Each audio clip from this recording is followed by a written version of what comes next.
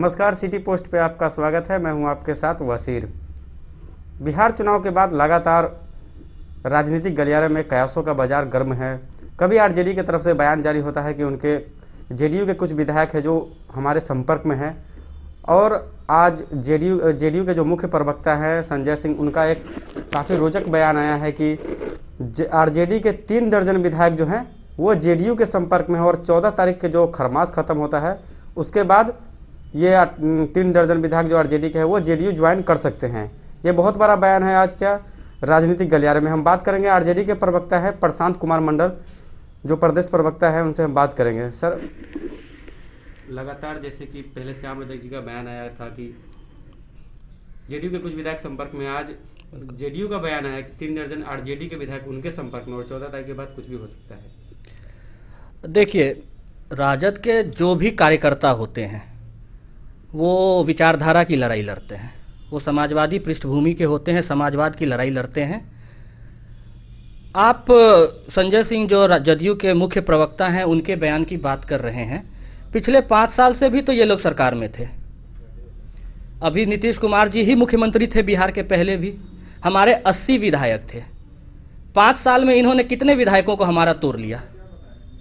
ऐसी खोखली बातें, बेबुनियाद बातें, चूँकि नीतीश कुमार जी को भाजपा ने इस कदर कस दिया है चारों तरफ से कि छटपटाहट में तो ऐसे ही बयान बाहर निकलेंगे ना। बिहार की जनता ने उनको एक सिरे से खारिज कर दिया। आपको 71 सीटें थी, आप 43 सीट पर आ गए। आप तीसरे नंबर की पार्टी हैं बिहार में। जब अपनी छटपटाहट को आप कहाँ बाहर निकालेंगे, तो ऐसे ही बयानों के माध्यम से आप बाहर निकालेंगे। हमारे विधायक कहीं नहीं जाने वाले हैं, सभी एकजुट हैं। तेजस्वी जी के नेतृत्व में उन्होंने अच्छा प्रदर्शन किया है। बिहार के लोगों ने तेजस्वी जी को अपना स्थापित नेता के रूप में स्वीकार किया है। जहाँ तक बात है वर्तमान सरकार की और उनके विधायकों की, एनडीए के विधायकों की, जिस प्रकार का अंतर्द्वंद सरकार में चल रहा है, जिस प्रकार विरोधाभास की सरकार है, टूट एनडीए में, टूट जदयू में निश्चित है। आज नहीं तो कल होना ही है। हमारे नेता श्याम रजक जी ने 28, अच्छा बोलिए, हाँ बोलिए आप। सर, आपने कहा कि खोखली बयानबाजी है। बिल्कुल। श्याम रजक की तरफ से भी लगातार जो बयान दिया जा रहा है, तो उस पर क्या है कि वो भी तो कह रहे हैं कि हाँ उनके विधायक जो है हमारे संपर्क। देखिए, हम लोग पुख्ता बातें करते हैं। आपने अभी देखा होगा अरुणाचल प्रदेश में क्या हुआ।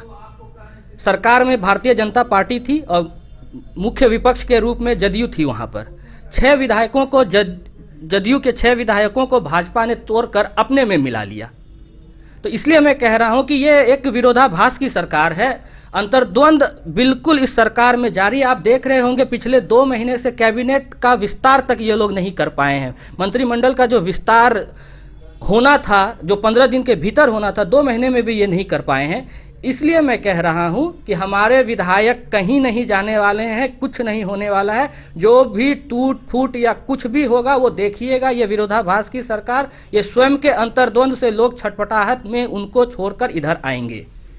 संजय सिंह का एक और बयान, प्रश्न आया है कि तेजस्वी यादव जो पहले कहे थे कि 2021 में भी मध्यवर्ती चुनाव हो सकते हैं, तो उनका बयान है कि वो इसलिए कह रहे हैं कि वो अपने विधायकों को बांध कर रखना चाहते हैं कि उनके तरफ से कोई टूट ना हो आरजेडी में। इसके लिए वो ऐसा बयान दिए हैं तेजस्वी यादव के ऊपर। वो बोले, देखिए, जिनको खोने के लिए बहुत कुछ होता है, जैसे अभी जदयू सरकार में है, संजय सिंह जी जदयू के प्रवक्ता हैं, खोने को उनके पास बहुत कुछ है।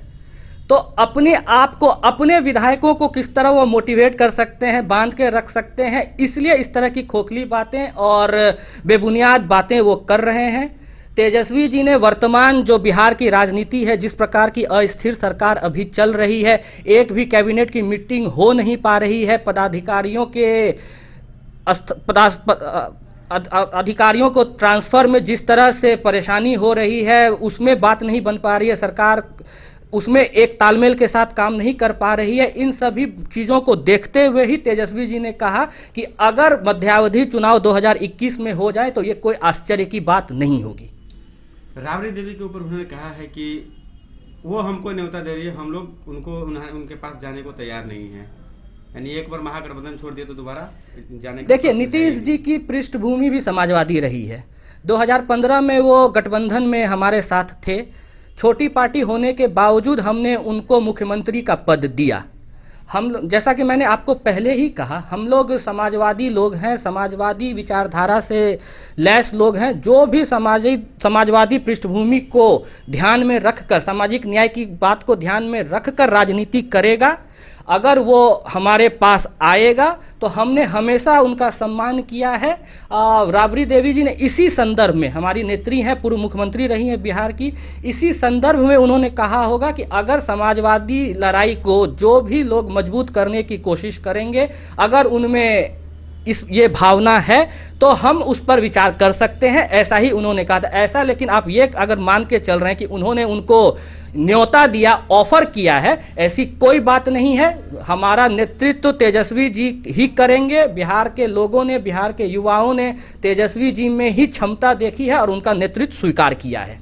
तो क्या लगता है 14 तारीख के बाद जो खरमास खत्म होता है उसके बाद आरजेडी के तरफ में, आरजेडी के खेमे में खुशियां होगी कि या जेडीयू के खेमे में? देखिए, हम लोग तो शुरू से कह रहे हैं, जिस प्रकार शासनादेश से जनादेश का अपमान किया गया है, कुछ न कुछ जो अंतर्द्वंद चल रहा है, जो विरोधाभास चल रहा है। दीपावली उन लोगों ने मनाई, बिहार की जनता, नीतीश कुमार अनुकंपा पर मुख्यमंत्री बन गए हैं, इसमें दो राय नहीं है, लेकिन जनता के वास्तविक मुख्यमंत्री तेजस्वी यादव जी ही हैं। उनके नेतृत्व क्षमता को, उनके ही नेतृत्व को लोगों ने स्वीकार किया है, हमें सबसे बड़ी पार्टी बनने का मौका दिया है।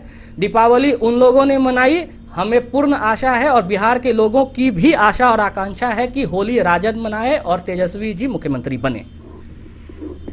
ये थे हमारे साथ आरजेडी के प्रदेश प्रवक्ता, जिनका साफ कहना है कि खरमास के बाद दीपावली जो है वो है मनाई है जेडीयू, लेकिन खरमास के बाद होली आरजेडी मनाएगी। अब देखना यह दिलचस्प होगा कि जो खरमास के बाद जो दोनों तरफ से कैश लगाया जा रहा है कि किनके पार्टी में टूट होती है और किसकी जो संख्या बल वो मजबूत होती है, ये देखने वाली दिलचस्प होगा।